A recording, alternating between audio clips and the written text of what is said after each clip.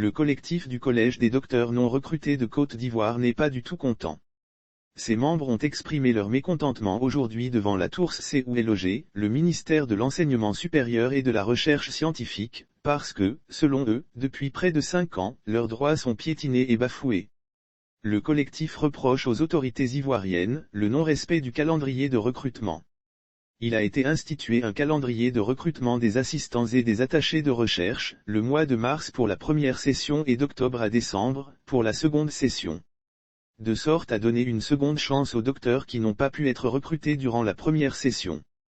Ce recrutement, il faut le souligner, était l'affaire du département et donc des UFR, unités de formation et de recherche. Les postulants étaient retenus sur la base de l'ancienneté et du mérite. Cependant, l'arrivée du ministre Sis Bakongo à la tête de l'enseignement supérieur, conduit à des réformes dans le mode de recrutement. Désormais, il devient l'apanage du seul ministère de l'enseignement supérieur et de la recherche scientifique. Par conséquent, le calendrier biannuel de recrutement n'est plus respecté. En remplacement, une seule session de recrutement est organisée chaque année, tandis que le nombre de docteurs ne fait que croître, ont expliqué Dr Dali, Dr Koné et Dr Besson. Les docteurs non recrutés sont sortis massivement pour dénoncer l'absence de transparence et d'objectivité dans le concours de recrutement. Le concours lui-même est un casse-tête pour les postulants, quand on sait le coût onéreux des frais de dossiers et la lourdeur administrative qui l'accompagne, casier judiciaire, extrait de naissance, certificat de nationalité, certificat de non-bégaiement propre à chaque structure, l'impression de la thèse et du sous-dossier technique etc. À cela, il faut ajouter la somme 50 000 FCFA versée à chaque université ou structure sollicitée, ont-ils mentionné. Le collectif a relevé le manque de transparence au niveau des résultats des auditions affichés par le ministère de l'Enseignement supérieur et de la Recherche technique.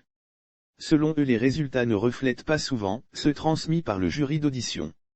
En effet, des enseignants membres de jury sont souvent surpris que les postulants méritants ne figurent pas sur la liste des admis. À ce propos, certains enseignants, qui ont préféré garder l'anonymat, avancent que généralement, les auditions ne sont qu'une façade, qui cache un mal profond et une injustice dans le choix des assistants. Car les résultats de leur délibération sont mis de côté, au profit de listes additives, dont on ne connaît la provenance. À la vérité, il a été mis en place un système de pistonnage au profit de protégés, parrainé par une personnalité influente au sommet de l'État, au détriment de la grande masse des docteurs, qui pour la plupart totalisent près de 4 ans, sans être recrutés. Pire, certains de nos collègues qui ont soutenu 2 semaines, voire 1 mois avant l'ouverture du concours, sont recrutés, parce que bénéficiant de ce même système de parrainage. La normalité aurait voulu qu'on privilégie l'ordre chronologique de soutenance. Au total, comme on peut l'observer, le recrutement des assistants est une véritable farce, c'est justifié, le collectif.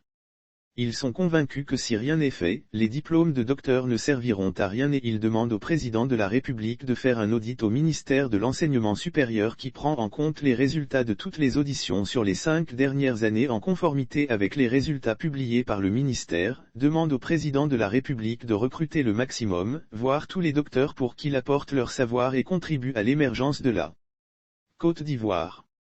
Chaque docteur a une spécifiée, donc recruté en fonction des spécialités, dans les ministères. Ramener le recrutement aux départements et donc aux UFR pour une question de transparence, le ministère ne fera que certifier, a ajouté le collectif. Il exige la suppression pure et nette des auditions car ce n'est pas une soutenance bise envisage une marche pacifique à la présidence de la République pour traduire de vive voix les préoccupations de ses membres au président de la République.